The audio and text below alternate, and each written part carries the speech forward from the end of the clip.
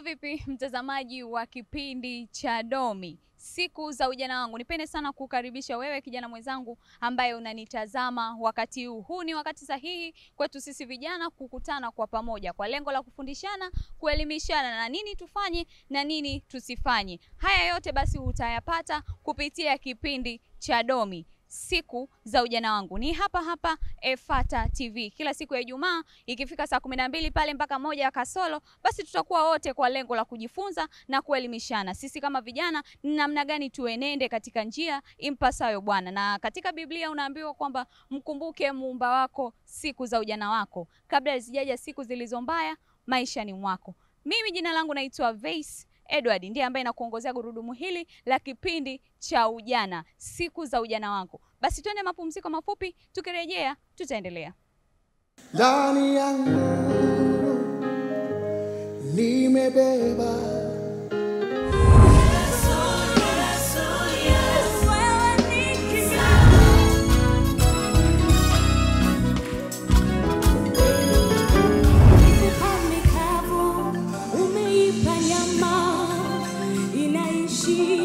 utukufu wako. Singenihurumia Bwana, ingekuaje? Singenihurumia Bwana, ingekuaje? Wewe samaje. Mtazamaji wa kipindi cha Domi, basi kama ilivyoada tumerejea tena katika kipindi hiki cha Domi, siku za ujana wangu. Na wiki iliyopita tulikuwepo na askofu ambaye yeye alizungumzia juu ya maombi na kufunga. Alielezea ni namna gani kijana kama kijana ni maombi gani afanye na nini asifanye, au nini afanye wakati akiwa kwenye mfungo au kwenye maombi yake, na nini asifanye katika hayo maombi ambayo yeye anaenenda kwenye anayoenda kufunga. Basi na siku ya leo tuko katika mfungo. Kama tunavyojua wanaefuata, ikifika mwezi wa 5 kila mwaka inakuwa ni mwezi wetu wa mfungo. Wanaefuata kwa pamoja tunafunga kwa lengo la kumshukuru Mungu, lakini pia kwa lengo la kumwambia Mungu zile shida zetu au matatizo yetu ambayo sisi tunayo. Basi huu ni mwezi wa 5, mwezi wa mfungo. Neno mfungo lina maana kwamba tunaweza tukatafsiri kwa maana ya Kiswahili kwamba mfungo ni namna au ni kitendo cha kukaa njaa, lakini ni namna gani wewe unakaa njaa, au ni namna gani huo mfungo wewe unafanya huo mfungo, ni mfungo wa aina gani? Basi kama nilivyokuambia tuko katika mwezi wa mfungo. Neno mfungo lina maana pana sana, lakini tunaweza tukasema kwamba mfungo ni tendo la kujizuia kula au kunywa kwa muda fulani kwa ajili ya Roho ambaye yeye ndiye anakuongoza, ndiye mwalimu, ndiye kiongozi, anakuongoza mahali popote ambapo wewe unapoenda, uwe kazini, uwe nyumbani, uwe shuleni, uwe chuoni, basi yeye Roho Mtakatifu anakuwa anakuongoza kwa namna fulani. Na katika mistari ya Biblia katika Biblia tunaona kitabu cha Mathayo 6 mstari wa 16 mpaka mstari ule wa 18 unaelezea juu ya neno mfungo. Na basi twende tukasome sote kwa pamoja tuone ni namna gani mfungo inamaanisha, au neno mfungo linaelezewa vipi hapa katika kitabu cha Mathayo. Mathayo 6 mstari wa 16 unasema kwamba, tena mfungapo msiwe wanafiki, wenye uso wa kukunjamana, maana hujiumbua nyuso zao ili waonekane kwa watu kuwa wamefunga. Naamini nawaambia wamekwisha kupata thawabu zao.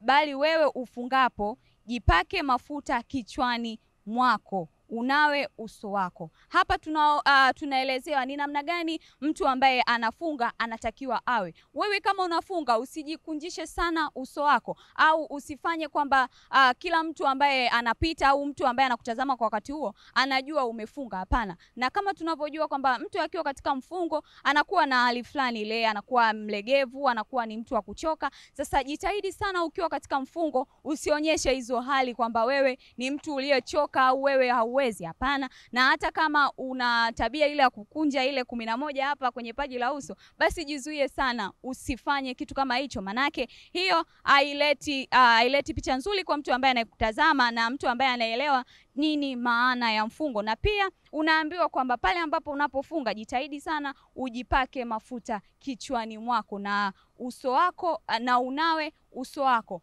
Mafuta gani unaojipaka? Hapa tunaelezewa kwamba jitahidi sana sana sana sana. Na hapa kanisani kwetu Efata kuna yale mafuta ya uponyaji. Kama una uwezo wa kununua yale mafuta, au kama una pesa, unaweza ukanunua yale mafuta ukajipaka pale kichwani mwako, lakini pia ukanawa uso wako. Ukaelezea kwamba wewe bado ni mtu mwenye nguvu. Yaani pale ambapo unaponawa uso wako, au pale ambapo umechoka ukaenda ukanawa uso wako, inaelezea tosha kwamba wewe ni mtu ambaye uko ngangali, mtu ambaye bado una nguvu na unaweza ukaendelea kufunga. Huo ni mstari wa Biblia katika Mathayo 6 mstari wa 16 mpaka mstari wa 17, nao unaelezea hivyo. Lakini pia hata katika kitabu cha Yoeli 2 mstari wa 12 nao inaelezea ni namna gani tunatakiwa tufunge. Mimi jina langu naitwa Vase Edward, na mimi naamini kijana mwenzangu ambaye unanitazama wakati huu, basi kupitia hii mistari ya Biblia inaelezea maana tosha juu ya mfungo. Na kama ilivyo ada, siku hii ya leo siko peke yangu. Niko na vijana wenzetu ambao tumeweza kujumuika nao katika siku hii ya leo. Basi tutaenda kuzungumza nao, tuongee nao, watuelezee nini maana ya mfungo au neno mfungo. Kwa upande wao wanaelewa nini neno mfungo. Na kama nilivyokuambia, niko na vijana ambao tumeweza kujumuika nao siku ya leo. Niko na dada mzuri sana siku hii ya leo, amesimama pembeni yangu. Atajitambulisha anaitwa nani, anatokea wapi, lakini mengi zaidi tutaenda kuyafahamu juu ya neno mfungo. Karibu sana. Unaitwa nani? Kwa jina naitwa Tumaini Manyara, ni mwanafunzi wa Chuo Kikuu Ardhi, niko mwaka wa 3 nasoma Land Management and Valuation.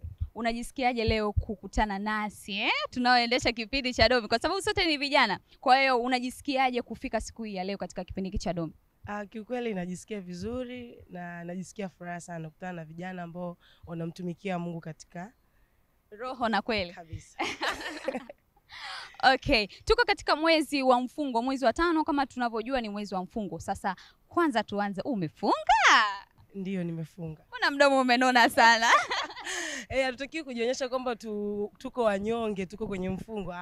Lazima tujionyeshe tuko vizuri kabisa, ndio maana hata mdomo uko vizuri. Okay, sawa. Neno mfungo, ukisikia neno mfungo, wewe unaelewa nini ukisikia neno mfungo? Binafsi nikisikia neno mfungo naelewa kwamba kwanza mfungo ni ibada ya kiroho ambayo mtu au watu wanajitengea muda, yani huwa wanajinyima kula na kunywa kwa wakati fulani ili kuendelea kujinyenyekeza mbele za Bwana na kutafuta uso wa Bwana ili waweze kupata usaidizi au kupata neema ya Mungu sana juu ya maisha yao. Kwa hiyo tukisikia neno kufunga kwamba ni kutokula wala kunywa kwa lengo la kufanyaje? La kutafuta uso wa Bwana. Kijana ambaye unatutazama, dada ameelezea kwamba mfungo kutokula wala kunywa kwa lengo la kutafuta uso wa Bwana. Neno uso wa Bwana lina maana gani?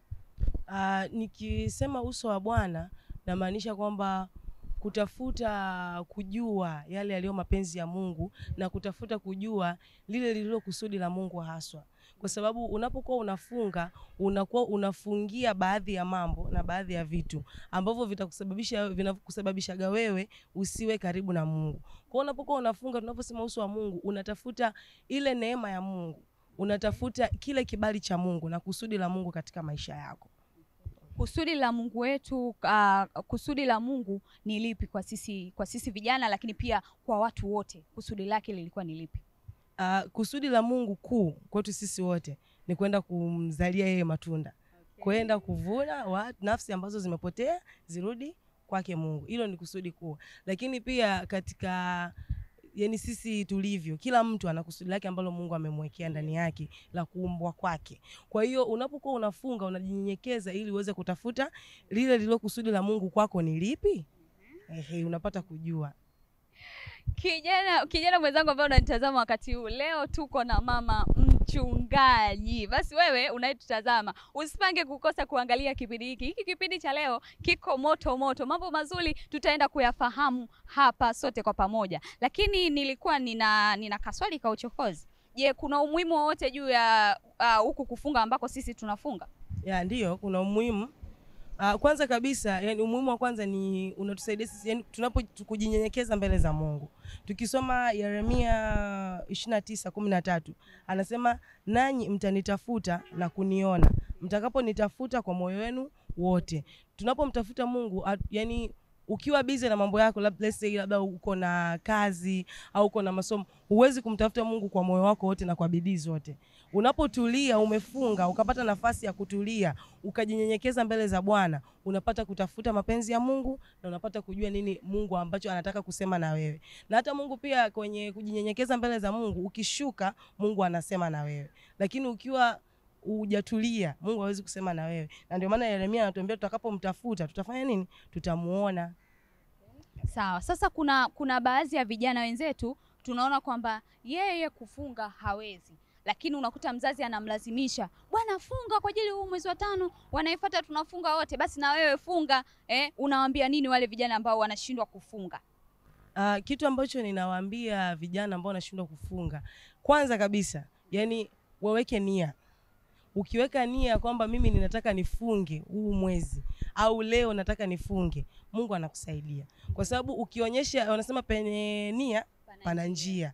Kwa hiyo ukionyesha kwamba mimi niko tayari kufunga, mimi niko tayari kutafuta uso wa Bwana, Mungu anakuachilia usaidizi. Kwa hiyo yani nawashauri vijana ambao wanapata shida kwenye kufunga, wajaribu. Yani wasikae wakasema kwamba mimi siwezi, maisha yangu yani siwezi kufunga, hapana. Wajaribu. Yani jaribu siku ya kwanza, unamwambia Mungu nafanya kwa ajili yako, nataka kukutana na wewe. Unapomwambia Mungu nataka kukutana na wewe, Mungu anakuachilia usaidizi. Kwa sababu Mungu anapenda kumsogelea. Anasema wanasemaje, wanitafutao kwa bidii wataniona, na wale wanaomcha yeye atafanya nini? Atawapa kibali chake. Kwa hiyo vijana yani wasichoke na wasiogope kufunga. Yani wafunge hata kama mtu anajiona kwamba ana shida hata wengine wana vidonda vya tumbo, anasema mimi siwezi kufunga kwa sababu ya ugonjwa. Kwa sababu ya ugonjwa.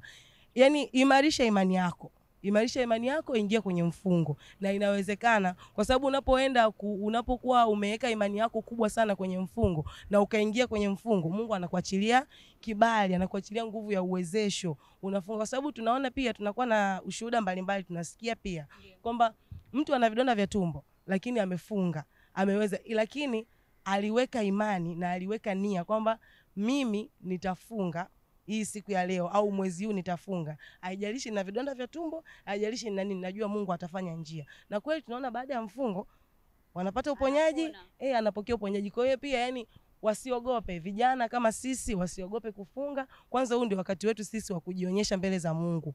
Ndio wakati ambao Mungu atatutumia sisi kwa namna tofauti sana tunapomsogelea na tunapojinyenyekeza mbele zake. Kwa hiyo wewe kijana ambaye unatutazama wakati huu, usiogope kufunga, lakini pia usilazimishwe. Naona mama mchungaji amesahau iko kitu. Usilazimishwe kufunga. Kufunga ni kwa ajili yako wewe kijana au wewe ambaye unatutazama wakati huu. Na ndio maana mama mchungaji hapa amesema kwamba, na nukuu, amesema kwamba pale ambapo unafunga ndipo ambapo unautafuta uso wa Bwana. Na ndio maana hata katika Biblia unaambiwa wanitafutao kwa bidii wataniona. Basi pale ambapo unapofunga ndipo ambapo unamtafuta yeye hakuongoze. Sasa wewe usipofunga unakuwa unamtafuta nani? Sisi hatujui. Tunarudi kwa mama mchungaji tuzidi kupata maelezo mengi zaidi juu ya neno mfungo. Je, kuna umuhimu gani wanaifuata au sisi wanaifuata kufunga katika mwezi wa 5? Umuhimu mwingine ni kwamba unapata nguvu za kiroho zaidi pamoja na ushindi katika kushinda majaribu. Unapomsogelea Mungu, tukisoma kwenye Mathayo 17:21, ukianzia juu pale utakuwa umeelewa zaidi, lakini 21 yenyewe nasema lakini namna hii haitoki ila kwa kusali na kufunga. Maana yake wale wanafunzi wa Yesu walimwambia unawezaje kufanya haya maajabu hapo? Alitoa pepo, si ndio? Akamwambia unawezaje kufanya hiki? Akamwambia kwamba uwezi, hii namna hii ambayo inatakiwa ujinyenyekeze, ufunge na kuomba. Kwa hiyo unapokuwa unafunga na kuomba, unapata nguvu za kiroho. Yani zitakusaidia wewe, manake unapokuwa unafunga, manake anapotuambia kwamba lakini namna hii haitoki ila kwa kusali na kufunga, manake unapojinyenyekeza mbele za Bwana, unapokuwa unafunga, roho yako inakuwa inaongezeka, kwa sababu ukaribu wako wewe na Mungu unafanya nini? Unaongezeka zaidi unapokuwa unafunga, kwa sababu focus yako kubwa sana itakuwa ni nini? Ni kutafuta uso wa Mungu. Kwa hiyo kama ni focus yako kubwa sana ni kutafuta uso wa Mungu, unapokuwa unafunga unaongezeka kiroho na nguvu zako zinazidi kuongezeka zaidi. Kwa hiyo yani hata lije pepo, lije jaribu, lije kitu chochote kile ambacho unakiona kabisa hiki hapa ni kigumu, siwezi kukifanya. Ukiwa umefunga, umejinyenyekeza, roho yako inaongezeka, imani yako inaongezeka, na pia una uwezo wa kufanya kushinda majaribu yote na chochote ambacho kinakufuata na kinakuzingira. Especially sisi vijana tuna mambo mengi sana. Hilo hatukatai, tuna mambo mengi sana. Lakini unapokuwa unajinyenyekeza kwa kufunga na kuomba, kutafuta uso wa Bwana, anakupa yani roho yako inajaa nguvu zaidi. Unapokuwa unajaa nguvu zaidi, unakuwa na uwezo wa kushinda majaribu yote. Kwa yani hata kama kuna kijana ambaye unatusikiliza saa hizi, kama una jambo lolote ambalo linakuwa ni gumu kwako, ikiwa ni tabia, ikiwa ni mwenendo, ikiwa ni jambo lolote ambalo unaona kabisa hili ni gumu kabisa na nalishindwa kuliondoa mimi kama mimi, basi hakikisha unafunga. Unapofunga, roho yako inaongezeka. Roho yako inapoongezeka, neema ya Mungu inakuwa kubwa sana kwako. Kwa hiyo unakuwa na uwezo wa kushinda majaribu yote, unakuwa na uwezo wa kuyaepuka kila ambacho kinakuzuia wewe kuendelea mbele. Okay, umesema kwamba tunapofunga tunakuwa tunautafuta uso wa Mungu. Sasa huu uso wa Mungu ni sisi tu vijana ambao tunaoutafuta au ni kwa watu wote? Ni kwa watu wote. Sio sisi tu vijana. Yaani kila mmoja ambaye atafunga au kila mmoja ambaye anafunga, aim yake kubwa au lengo lake kubwa ni kutafuta uso wa Mungu. Kwa hiyo unapokuwa yani tuseme unapokuwa unafunga kama hivyo, unapokuwa unafunga yani kutafuta uso wa Mungu, kila mmoja, na tumetofautiana neema. Kila mtu ana neema tofauti tofauti. Unapomtafuta mimi Mungu na wewe ni tofauti na kijana mwingine ni tofauti. Kwa hiyo unapokuwa unafunga, naamini na hata wazee au mtu yoyote yule, unapokuwa unamtafuta Mungu, kila mtu ana neema yake ambayo Mungu amemwekea. Kwa hiyo hata ile namna ambayo unasogea na kukaribia uso wa Mungu, yani inategemea na wewe pia una aim gani ndani ya moyo wako. Matarajio yako. Yes, matarajio yako ni yapi baada ya kufunga. Kwa hiyo unapokuwa yale matarajio yako, mwingine anatarajia kwamba Mungu nafunga saa hizi, napofunga kuna tabia 1 2 3, labda tuseme tabia ya masengenyo, tabia ya hasira, tabia sio ya kitu fulani ambayo unaona kabisa ni ngumu, na kutafuta wewe, Bwana ninaomba unisaidie. Kama kijana, Mungu anakusaidia. Hata pia mzee au mama au baba yoyote yule, kuna jambo lolote au kuna jaribu au kuna kitu chochote ambacho unakiona kabisa si hiki kwa akili yangu nashindwa kabisa kukifanya, unaomba usaidizi kwa Mungu, unautafuta uso wa Mungu kwa kufunga na kuomba, Mungu anakusaidia. Okay. Sasa hapa kulikuwa najaribu kuunganisha, maana swali lilokuwa linakuja na hiki ambacho ulichokijibu kama vinaendana. Sasa je, mfungo ukisikia au tuseme kwamba kufunga na maombi na ibada vinahusiana vipi hivi vitu? Yaani kufunga, maombi na ibada, hivi vitu vitatu vyote vinahusiana vipi? Kufunga, maombi na ibada, hivi vitu vyote vinaendana. Kwa sababu unapokuwa unafunga lazima uombe. Utakapokuwa unaomba, utaomba kwa roho, kwa sababu pia tunapokuwa mtu unajinyima kula na kunywa, lazima uitendee haki ile siku ambayo umejinyima. Kwa hiyo utakuwa na maombi na utakuwa na ibada. Na kama nilivyotangulia kusema kwamba mfungo ni ibada ya kiroho.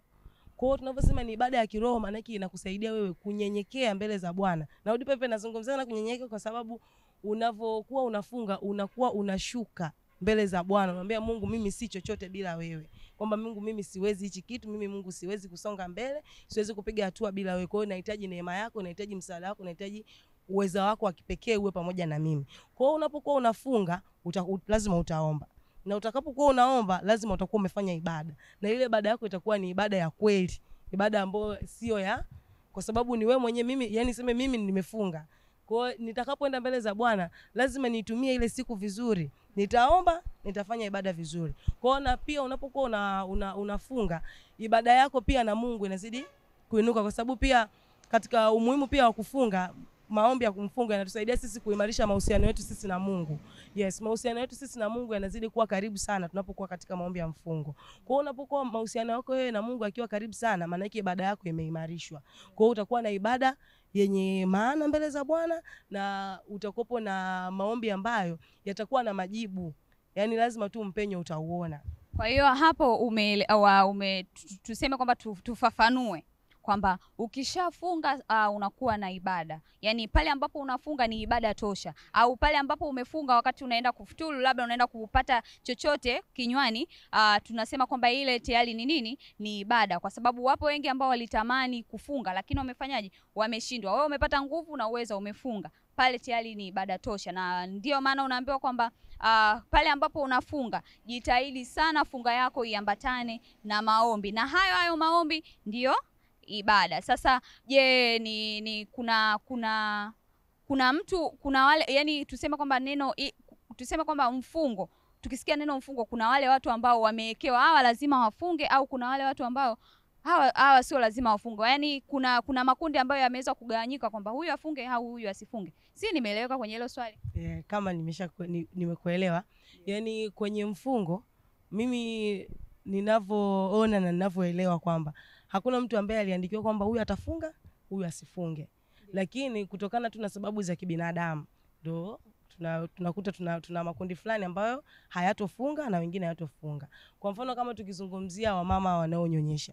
Yaani mama hawezi akafunga siku nzima kwa sababu anatakiwa, kuna mtoto ambaye anatakiwa ale kupitia yeye. Unaona? Na kuna wale ambao nirudi tena kusema kwamba kwenye mfungo kama hivyo, kwenye makundi ambayo yanatakiwa yafunge, watu wote wanatakiwa kufunga kwanza. Watu wote wanatakiwa kufunga, lakini inategemea na sababu za kibinadamu ambazo nimesema, kama vile ni wamama wenye watoto au wazee ambao wanahitaji bado nguvu katika miili yao. Lakini kwa wengine wote tunatakiwa kufunga regardless of, yani haijalishi tuna nini, tuna changamoto gani. Na narudi tena, kuna muda niliongea kuhusu imani. Unapokuwa unafunga lazima uwe na imani. Kwa hiyo yani kama imani yako ni ndogo na unaumwa, usifunge. Kama imani yako ni ndogo na unaumwa, usifunge. Lakini kama unaamini kwamba ninaumwa, let's say ninaumwa vidonda vya tumbo, au ninaumwa kisukari, au ninaumwa kitu fulani, lakini ninaamini Mungu, huu mfungo ninaweza kufunga, na baada ya kufunga mimi nitakuwa nimepokea uponyaji wangu, Mungu anatenda na Mungu anafanya. Kwa hiyo ni cha msingi ni kujidhatiti na kuweka imani yako yote kwenye mfungo, kwamba Mungu, ninafunga, sio kwamba ninafunga ili nijitese, sio ninafunga ili kwamba ili nikae na njaa, au nafunga ili kwamba baada ya mfungo niende ICU nikalazwe kwamba nimeishiwa damu, maji, nimeishiwa. Hapana. Kwa hiyo lazima useme kwamba Mungu, mimi ninaweka imani yangu yote kwa sababu ninajua wewe ni muweza wa yote kwako yanawezekana. Kwa hata katika hili ninajua Bwana utanisaidia. Na ukiingia kwenye maombi kama hivyo, ukiingia kwenye mfungo na maombi kwa kumaanisha kwa namna hiyo, Mungu anakuwa pamoja na wewe na anakusaidia. Utafunga siku ya kwanza, kama sasa tumeanza tunafunga siku ya kwanza mpaka siku ya mwisho tarehe 31. Haujaugua, haujaenda ICU, haujaenda kulazwa, Mungu anakuwa pamoja na wewe.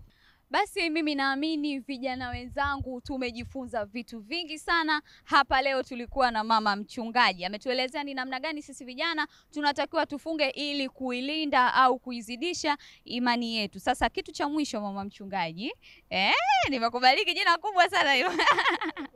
Okay, kitu cha mwisho cha kuacha nacho vijana ambao wanakutazama wakati huu, una nini cha kuambia wale ambao wameshaanza kufunga au wale ambao bado hawajaanza kufunga? Wako mavioni, lakini pia wengine wako makazini, wengine wako majumbani. Unawaambia nini vijana wenzako? Kitu ambacho napenda kuwaambia vijana wenzangu kuhusu mfungo ambao tunaendelea nao ni kwamba huu mfungo ni muhimu sana. Usiache kufunga. Yaani hakikisha unapata nafasi, funga. Hata kama bado hujaanza kufunga, nafasi ni nzuri sana. Unaweza kuanzia hapa tukaendelea mbele na utamuona Mungu sana. Kwa sababu vioni kuna mambo mengi sana, na sisi kama vijana kuna mambo mengi sana. Hakikisha unafunga. Unapofunga katika huu mwezi sasa hivi tunapoendelea na maombi, unapokuwa unafunga kuna namna fulani ambayo Mungu anakupa uwezesho na anakupa nguvu ya kuendelea mbele zaidi. Kwa hiyo ninakushauri na kukusii sana, usiache kufunga. Karibu sana, maombi ni mazuri, mfungo ni mzuri, na ninakuhakikishia baada ya kumaliza mfungo huu, neema ya Bwana itakuwa nyingi sana kwako na ushuhuda utakuja sana. Amen. Okay, na hapo ndipo ambapo tumemalizana na mama mchungaji. Mama mchungaji ameongea vitu vingi sana. Sisi kama vijana tunakutana na changamoto nyingi sana, tunakutana na vishawishi vingi sana. Hivyo basi nini tufanye, nini tuepukane navyo? Hivyo vyote mama mchungaji ameelezea. Lakini pia leo niko tena na kijana mwingine. Huyu ni mkaka ambaye pia ataelezea neno mfungo, au neno mfungo lina maana gani yeye akisikia neno mfungo. Asante. Unaitwa nani? Naitwa Allen John. Ni mwanafunzi wa chuo cha ardhi. Unajisikiaje kuungana nasi katika kipindi hiki cha Domi? Ni furaha kwangu kuhojiwa na wewe. Asante. Nami pia nimefurahi kufanya mahojiano na wewe Aaron. Kwa hivyo tuko katika mfungo wa mwezi wa 5. Kama tunavyojua wanaifuata wote, mwezi wa 5 ni mwezi wetu wa kufunga. Neno mfungo kwako unalielewa vipi? Kwa ninavyofahamu, mfungo ni kitendo cha mtu kujizuia kutokula wala kunywa. Lakini kuna vitu vitatu lazima uvizingatie. Cha kwanza ni kujizuia, na cha pili mfungo lazima uwe kwa muda fulani. It is either kuanzia saa 12 asubuhi mpaka saa 12 jioni.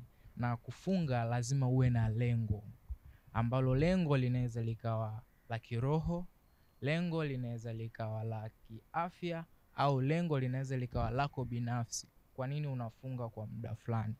Hivyo ndo ninavyofahamu kuhusu kufunga. Na hata ukikuja kwenye maandiko ya Biblia, ukisoma Warumi 12 unasema kwamba basi itoeni miili yenu iwe dhabihu takatifu na ya kumpendeza Mungu. Ukisoma Warumi 12 kuanzia mstari wa 1 hadi wa 2.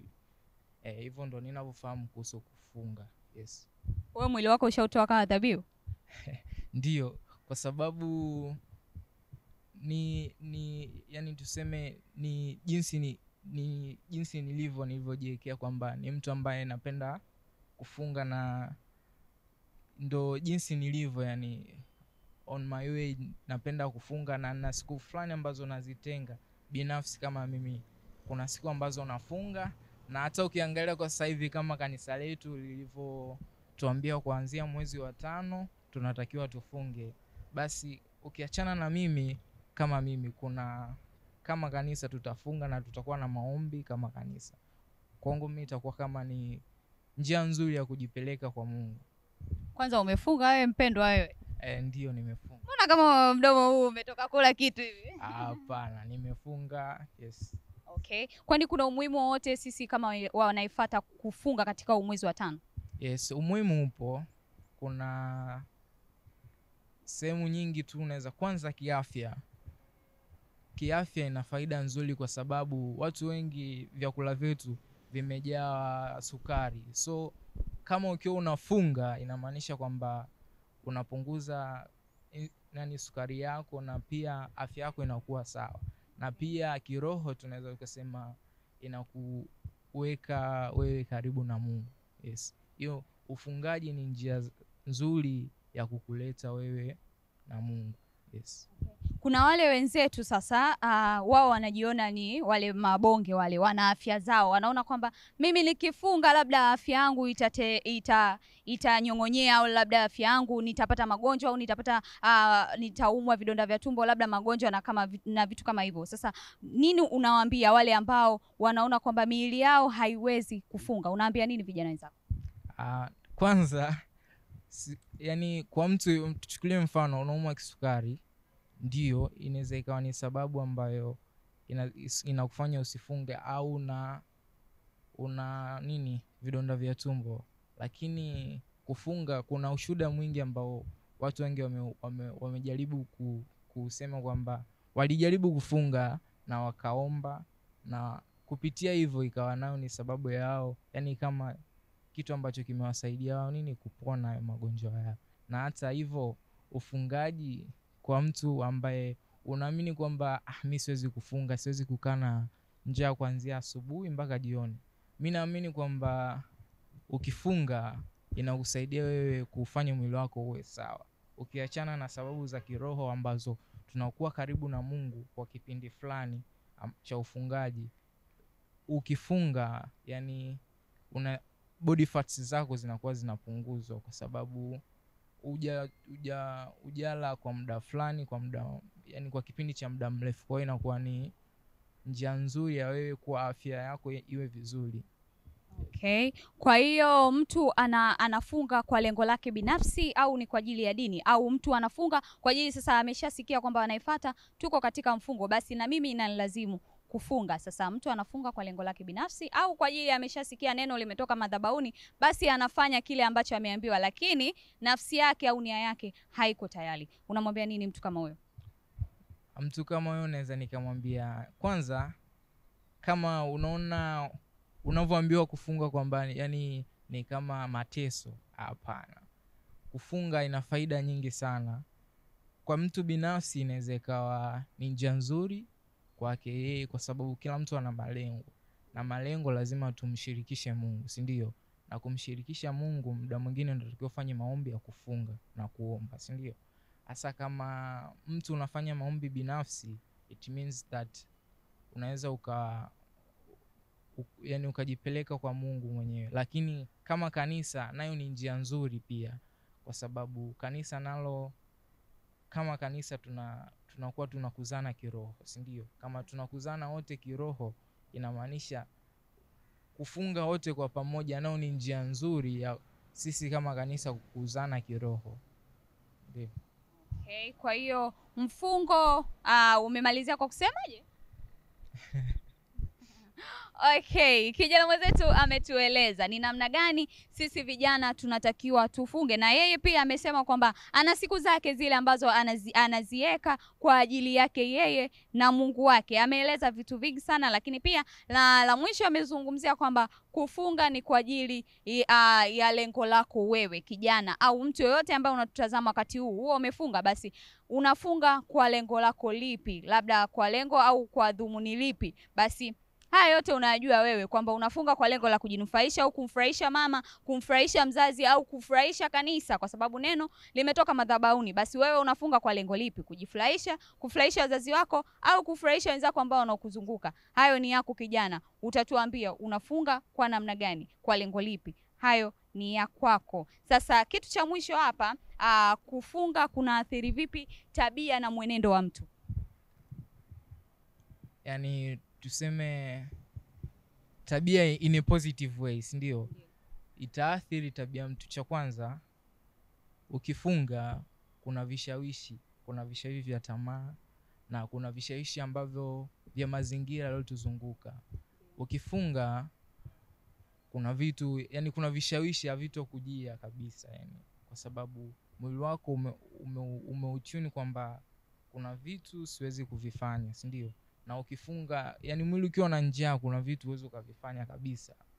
Na kwa style hiyo inamaanisha kwamba always muda wote utakuwa katika maombi, cha kwanza, kwa sababu mwili si una njaa. Always utakuwa upo closer na uwepo wa Mungu.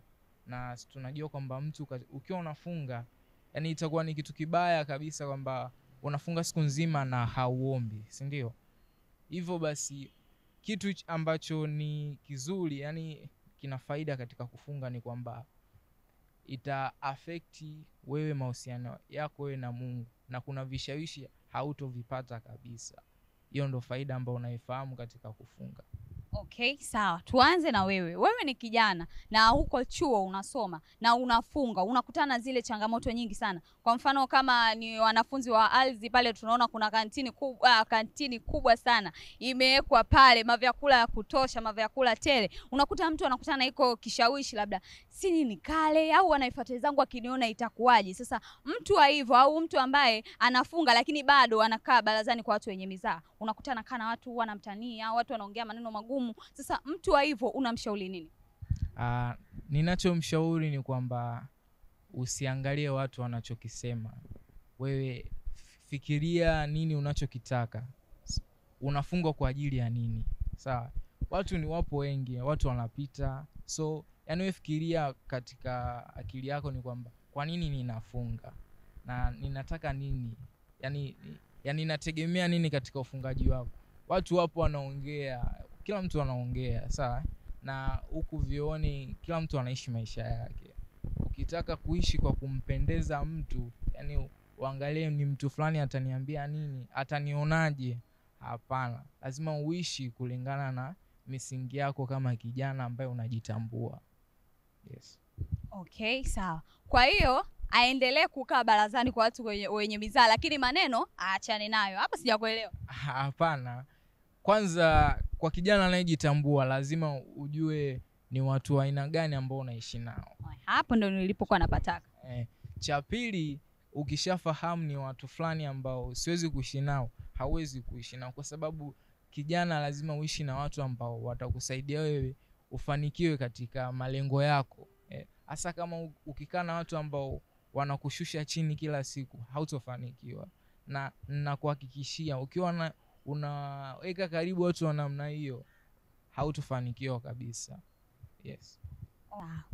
Basi umewaeleza vijana vitu vingi sana juu ya mfungo. Sasa cha mwisho cha kumalizia, kaka Allen, kitu cha mwisho cha kumalizia kwa vijana wenzako ambao wanakutazama wakati huu kupitia kipindi hiki cha Domi, nini unawaambia juu ya mfungo huu vijana wenzako? Tufunge jamani, sawa? Usione kama kufunga kwamba yani ni kama mateso. Hapana. Kufunga kwanza, mimi naamini afya inakaa sawa na unakuwa karibu na Mungu, na cha kingine ni kwamba kuna vitu utafanikiwa. Niamini mimi, ukifunga kuna vitu utaviona tu. Kuna kitu ambacho kilikuwa ni kigumu kwako, ndio unaomba kila siku, sawa, lakini ukifunga na ukiomba kuna vitu vinapenya. Kwa mfano mimi kwenye masomo yangu, yani masomo unaweza ukaona ni magumu, ndio unasoma kila siku, lakini kuna vitu ukijinyenyekeza mbele za Mungu, ukifunga, ukiomba, kuna majibu unayaona. Na siku zikipita mbele unaanza kuamini, hii kitu kilitokea ndio, lakini ilikuwa sio kwa msaada wangu mimi. Na ukikumbuka kwamba mimi nilifunga na nikaomba. Yes. Okay, asante sana. Karibu tena siku nyingine. Asante. Okay. Mtazamaji wa kipindi cha Domi, basi leo tulikuwa na vijana wenzetu ambao wametueleza juu ya mfungo huu ambao unaendelea. Sisi kama wanaifuata mwezi huu wa 5 ni mwezi wetu wa mfungo. Efata nzima, makanisa yote Efata tunafunga kwa lengo, kila mtu anafunga kwa lengo lake binafsi. Na vijana wenzetu wameelezea kwamba vijana tunakutana na changamoto nyingi sana, na moja ya changamoto ambazo vijana tunakutana nazo tunaweza tukasema ni makundi. Lakini tukiachana na makundi, kuna ile kukaa barazani kwa watu wenye mizaa, na hata kwenye Biblia unaambiwa kwamba usikae barazani na watu wenye mizaa. Basi vijana wameelezea kwamba changamoto ambazo tunaweza tukakutana nazo sisi kama vijana katika mwezi huu wa mfungo. Unaweza ukakutana na changamoto kama hizo, unakaa barazani na watu wenye mizaa. Wewe umefunga, lakini mwenzako hajui kama wewe umefunga. Unafunga kwa lengo lako binafsi. Mtu anaanza kukuletea mizaa, mwisho wa siku unajikuta umeshachukia au umepanic, inakuharibia hiyo funga yako. Na hivyo sio vizuri. Kama kijana unatakiwa uishi katika njia impasayo yeye. Epukana kukaa barazani na watu wenye mizaa. Na changamoto nyingine ambayo sisi vijana tunakutana nazo, unaweza ukawa umefunga, lakini unaweza ukashika simu yako hivi unaperuzi, unakutana na vitu vingi tofauti. Unakutana na vitu vingi tofauti. Hivyo vitu vyote vitakupelekea kuharibu funga yako, na mwisho wa siku unaweza ukajikuta umekaa njaa au umefunga, lakini ujijui kama mimi nimefunga au sijafunga. Umebaki dilema, haujui unaenda kwenye kufunga au umebaki au haujafunga. Basi vijana wenzetu wameelezea vitu vingi sana, na leo bado niko na vijana hapa kwa sababu hiki kipindi ni mahususi kwa vijana. Basi sisi tupate break fupi, tukirudi tutaendelea. Wakutegemea ila wewe Bwana wangu, Mungu wa milele. Jina langu ni Brian Christopher Chelobi, ni mtazamaji mzuri wa Efata TV, hususan kipindi cha Hello World. Na kusisitiza na wewe ndugu yangu, usiache kuangalia kipindi cha Hello World hapa Efata TV, kinachoanza kuanzia saa 12 asubuhi mpaka saa 3 asubuhi. Karibu sana.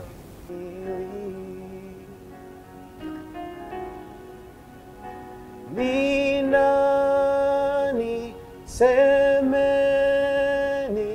akombo aye mwanadamu na kumshindia ya shetani.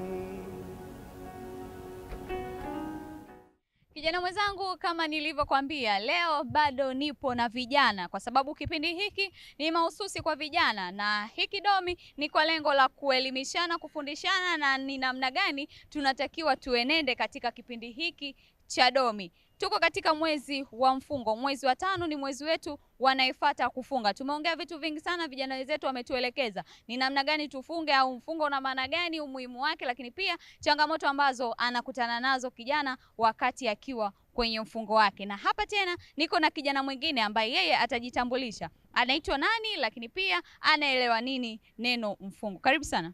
Asante sana. Unajisikiaje kwanza leo kuungana na sisi katika kipindi hiki cha Domi? Vizuri, ni fursa. Okay, sawa. Mwezi huu wa 5 ni mwezi wetu wa mfungo wanaefuata. Neno mfungo kwanza tuanzie hapo, lina maana gani ukilisikia neno mfungo? Mfungo kama mfungo neno lilivyowekwa ni agizo la kibiblia. Na ukiangalia kiongozi wetu ambaye ni Yesu alilitii, ingawa hakuanza yeye kufunga, ilianzia kwa watu kama wakina Musa, Elia. Kwa hiyo kwenye Agano Jipya alikuja kuendeleza kile ambacho kilipita. Kwa hiyo kufunga maana yake ni kumsogelea Mungu. Sio kushinda kula, ni kumsogelea Mungu. Na unamsogelea Mungu ili nini? Ili aweze kufanya yale ambayo wewe unahitaji kuyajua. Kwa sababu kiubinadamu wetu sisi tuna maswali mengi. Tulikotokea, tulipo, tunakuelekea. Kwa hiyo mwenye majibu ni Mungu. Kwa njia ya mfungo inakupa urahisi wewe kumsogelea huyo ambaye unaamini ana majibu. Lakini sio maana ya kushinda njaa au vipi hapana. Sasa kuna kijana wakati huu anakutazama, anaamini kwamba mfungo ni kushinda njaa au kutokula chochote au kunywa chochote. Unamwambia nini kijana huyo? Ni ufahamu. Ufahamu unaanzia kwenye mafundisho. Kwa hiyo inategemea nani anakufundisha. Na ndio maana kuna watu wanaitwa walimu.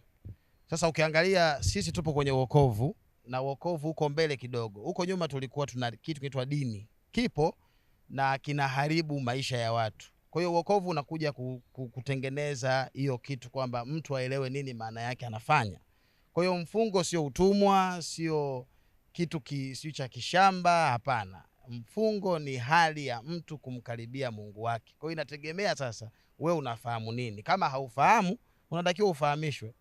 Okay, sawa. Sasa kuna vijana wengine wanatazama kipindi hiki cha Domi, hawajaokoka. Wanatamani kuja na wao kujumuika na sisi katika mfungo huu. Unawaambia nini cha kuwafurahisha au cha kuwavuta kuwaleta huko?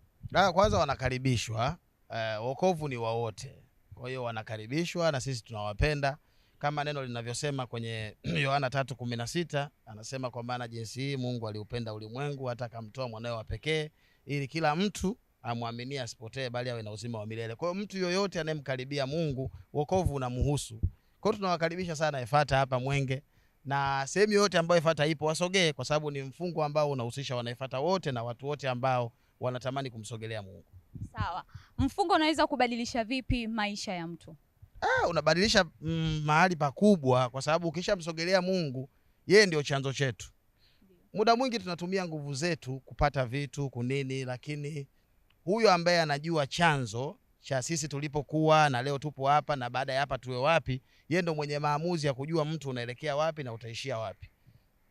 Okay. Sasa sisi wanaefuata tunafunga mwezi wa 5. Je, ni kwa nini sisi wanaefuata tunafunga mwezi wa 5? Tunafunga kwa sababu ni agizo la kibiblia.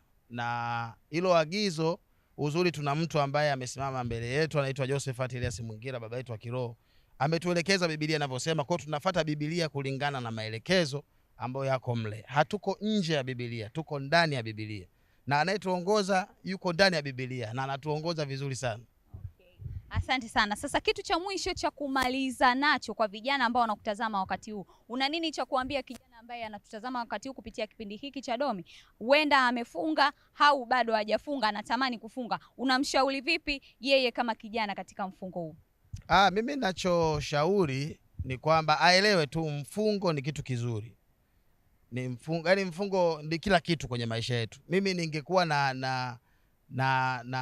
naamua watu wafanye nini, ningeamua watu wafunge hata mwaka mzima. Lengo ni moja tu, kumsogelea Mungu.